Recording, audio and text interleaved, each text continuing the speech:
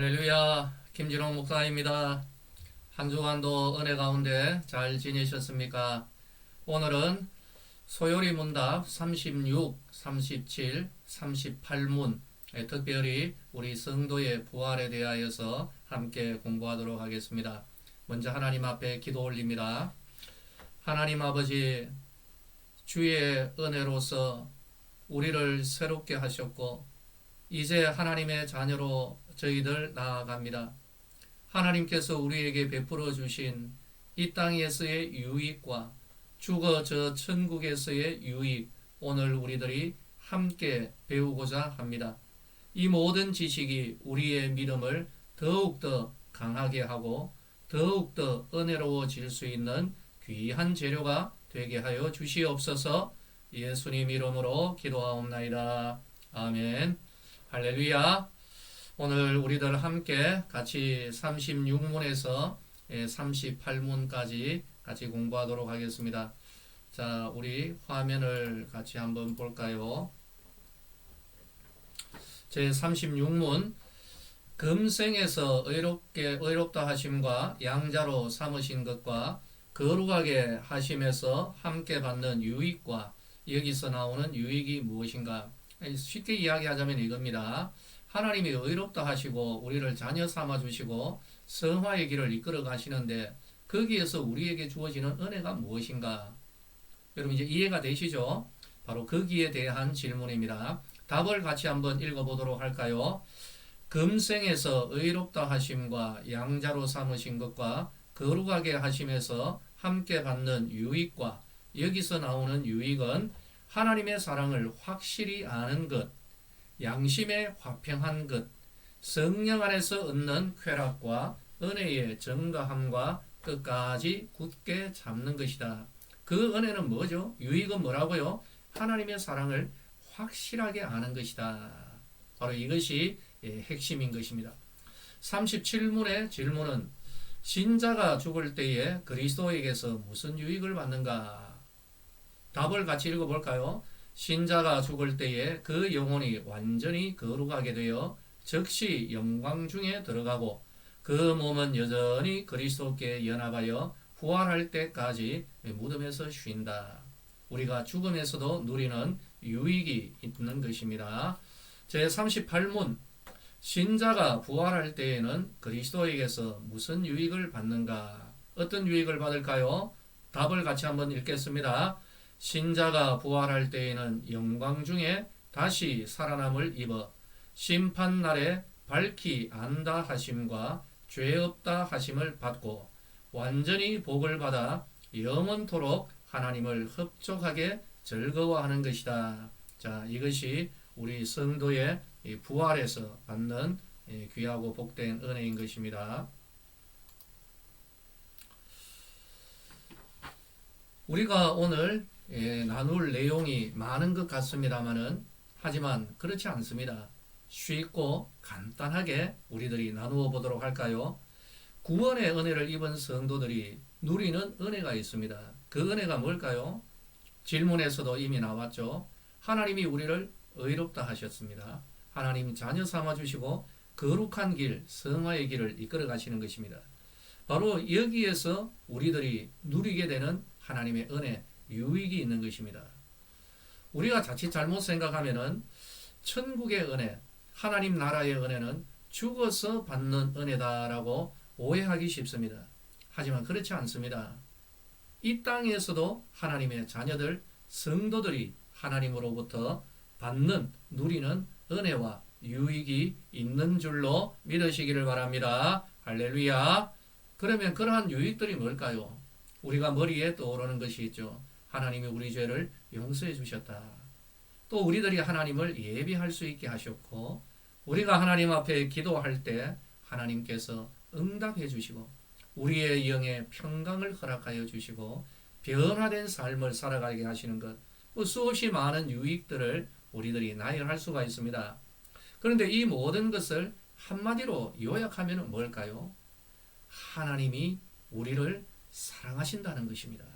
그런데 이 하나님이 우리를 사랑하신다는 것을 구원받은 성도들은 확실하게 안다는 것입니다. 할렐루야. 하나님의 사랑을 믿는 것이 아니라 이 차원을 넘어서 실제로 우리를 사랑하시는 그 하나님의 사랑을 우리 성도들은 체험하면서 살아가게 된다는 것입니다. 우리 성도들에게 영적인 질문 하나 던져볼까요? 우리 모든 성도님들, 하나님께서 우리 성도님 사랑하고 계십니까? 여기에 우리가 믿음으로 답을 해야 되는 것입니다. 믿음으로 답을 할 뿐만 아니라 우리의 삶 가운데 체험적 답을 해야 되는 것이죠. 어떤 답입니까? 하나님이 나를 사랑하셔. 이것이 바로 우리가 이 땅 위에서 누리는 하나님의 자녀, 성도로서의 받을 수 있는 크나큰 유익이 되는 것입니다. 자, 그런데 우리가 이 땅 위에서 받는 하나님의 그 큰 사랑, 이 땅에서 한정되지를 않습니다. 어디에까지? 영원한 영광의 영생, 천국에까지 이어진다는 것이죠. 우리가 이 땅 가운데서 성화의 삶을 살아가려고 부단히 노력합니다. 날마다 노력하고 죄와 싸워서 정말 영적인 전쟁을 하며 살아가죠. 그런데 영적인 전쟁을 언제 끝냅니까? 우리 성도들이 하나님께서 이 땅 가운데서 여러분 우리에게 반드시 모든 사람들이 거쳐야 되는 이 죽음이라는 이 관문, 바로 이 죽음, 이 관문을 통과할 때에 우리는 영적 전쟁이 끝나게 되는 것입니다. 그리고 우리 성도들은 하나님 은혜로 영혼의 온전한 거룩한 상태, 성화가 아니라 성화가 완성된 영화의 단계로 우리가 들어가는 것이죠.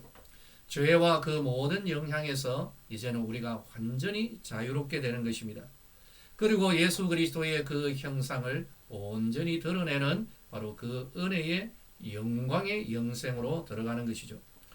그리고 우리 성도의 부활에 대하여서 우리가 알아야 됩니다. 먼저 오해 하나를 해결해야 될 것 같습니다. 일부 불신자들이 하는 말이 있죠. 죽으면 그만이지. 이런 말을 참 많이 하는 것 같습니다. 우리 성도님들은 어떻게 생각합니까? 죽으면 다 끝나버립니까? 모든 것이 그냥 그대로 끝입니까? 여러분, 그것이 아닙니다. 예수님을 믿는 사람이든 예수님을 믿지 않는 불신자이든 모두 다 부활을 합니다. 목사님, 그게 무슨 말이에요? 그런데 이것이 진리입니다. 예수님을 안 믿는 사람들도 부활을 하는 것이죠.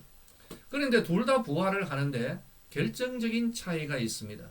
우리 성도들이 부활을 하는 것은 영원한 영광의 영생으로 들어가는 부활인 것입니다. 할렐루야! 믿으시면 아멘 하시기 바랍니다. 이거는 믿어야 하는 진리인 것입니다. 그런데 불신자의 부활은 무엇일까요? 영원한 심판과 형벌을 위한 부활이 되는 거죠. 이게 너무 끔찍한 것입니다. 죽으면 모든 것이 끝나버리면, 그렇다면 일부 사람들의 생각대로 끝나면 끝나는 것이다 하는데, 여러분, 그것이 끝나는 것이 아니라는 거죠. 성도의 부활은 영원한 영광의 영생의 부활이고, 불신자의 부활은 너무나도 안타깝습니다. 영원한 형벌의 부활이 되는 것입니다. 그래서 우리는 이 땅에서 우리가 살아서 예수님을 믿어야 하는 것입니다. 할렐루야! 부활은 무엇일까요? 참 많은 설명을 할 수가 있는데요. 아주 간단하게 생각하겠습니다. 부활은 죽었다 살아나는 것, 단순히 죽었다 살아나는 그 차원이 아닙니다. 성경의 기록이나 또 주변 세상 사람들의 이야기를 들어보면은 간혹 가다가 죽었다 다시 살아난 분들의 이야기를 들을 수가 있습니다. 저도 제 주변에 그런 분이 한 분 계세요. 정말 죽었다가 사흘 만에 다시 벌떡 일어나서 살아나신 것입니다. 이런 일들이 여러분 흔하지는 않지만 간혹 가다가 있을 수가 있습니다. 성경의 기록에도 보면은 예를 들자면 죽었다 다시 살아난 사람들이 누구죠? 나사로, 또 베드로와 관련이 있는 다비다, 도르가라고 하기도 하죠. 바로 이런 사람이 죽었다가 다시 살아났습니다. 그런데 이들을 가리켜서 부활했다라고 하지는 않습니다. 왜 그럴까요? 죽었다 다시 살아났는데 왜 그 다시 살아남에 대하여서는 부활이라고 하지 않을까요? 그들은 다시 살아났지만은 어떻게 됩니까? 또다시 죽었기 때문인 것입니다. 그러면 부활은 무엇인가? 다시 살아나되, 우리가 죽음을 통과하죠. 그래서 죽었습니다. 그러나 다시 살아나되 영원히 이후로 죽지 않는 영생의 상태로 들어가는, 이것을 가리켜서 부활이라고 하는 줄로 믿으시기를 바랍니다. 그러므로 부활은 여러분, 예수 믿는 사람이나 믿지 않는 사람이나 모두 다 하는데, 예수 믿지 않는 사람은 너무나 안타깝습니다. 영원한 형벌의 부활이요, 주를 믿는 성도의 부활은 영원한 영광의 영생의 부활이다. 이걸 우리가 꼭 알아야 되는 것입니다. 그렇다면 이 부활이 정말 있는가? 그리고 그 부활 우리도 할 수가 있는가? 여기에 대하여 성경은 말합니다. 예수 그리스도께서 부활의 첫 열매가 되셨도다. 이 말은 우리 성도들을 위하여서 부활의 보증이 되셨다는 것입니다. 예수님은 십자가에서 돌아가셨지만, 죽으셨지만 다시 살아나셨습니다. 예수님의 다시 사심, 바로 이것이 오늘 우리 성도들에게 영원한 영광의 영생의 부활에 대한 보증이 되는 것입니다. 예수 그리스도 안에 있는 성도들 역시 바로 예수님이 부활하신 것처럼 우리들도 그 부활에 참여하게 되고, 예수님의 부활이 우리의 부활의 보증이 될 줄로 믿으시기를 바랍니다. 바울은 부활장이라고 하는 고린도전서 15장에서 우리에게 이렇게 전하고 있습니다. 성경 말씀 같이 한번 읽어볼까요? 고린도전서 15장 14절에서 21절까지 조금 깁니다마는 우리 함께 같이 읽도록 합니다.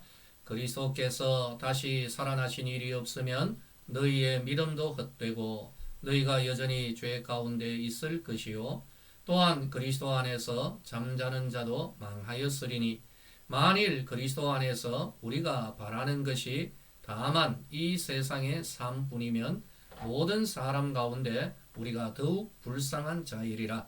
그러나 이제 그리스도께서 죽은 자 가운데서 다시 살아나사 잠자는 자들의 첫 열매가 되셨도다. 사망이 한 사람으로 말미암았으니 죽은 자의 부활도 한 사람으로 말미암는도다. 아담 안에서 모든 사람이 죽은 것 같이 그리스도 안에서 모든 사람이 삶을 얻으리라. 아멘. 할렐루야. 죄가 한 사람 아담으로 말미암아, 아담의 범죄로 말미암아 우리 모든 사람에게, 우리 인류에게 역사했는 것이죠. 또 모든 사람을 사망으로 이끌어 갔습니다. 그런데 이제 두 번째 아담이신 우리를 대표하시는 예수 그리스도께서 구원의 은혜를 이루어 주셨죠. 바로 이 구원이 예수를 믿는 성도들에게 역사하고, 또 영광의 영생의 부활을 예수 안에 있는 자들에게 허락하는 겁니다. 아담 안에는 뭐가 있습니까? 범죄와 심판과 영원한 형벌이 있습니다. 그런데 아담 안에 있는 우리들이 예수님의 은혜로 예수 안으로 우리들이 이동하게 된 것입니다. 그럼 예수 안에는 무엇이 있습니까?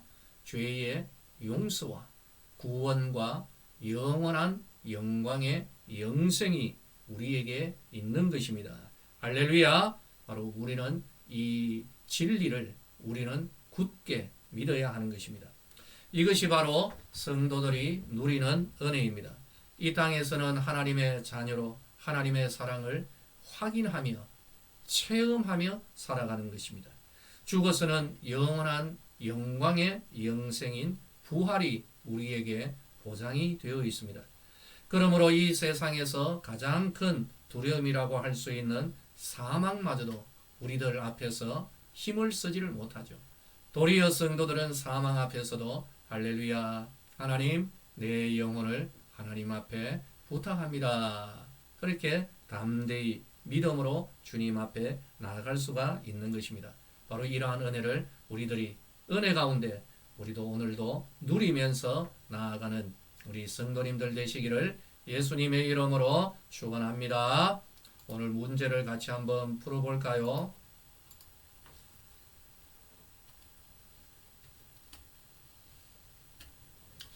부활에 대한 설명 중에 틀린 것은 무엇인가? 맞는 거 아닙니다. 틀린 겁니다. 1번 불신자들도 부활을 한다. 2번 나사로도 죽었다가 부활을 하였다. 3번 예수님은 부활의 첫 열매이시다. 4번 성도들은 영광의 영생을 위한 부활을 한다. 예, 여러분 답을 저에게 보내주시기를 바라겠습니다.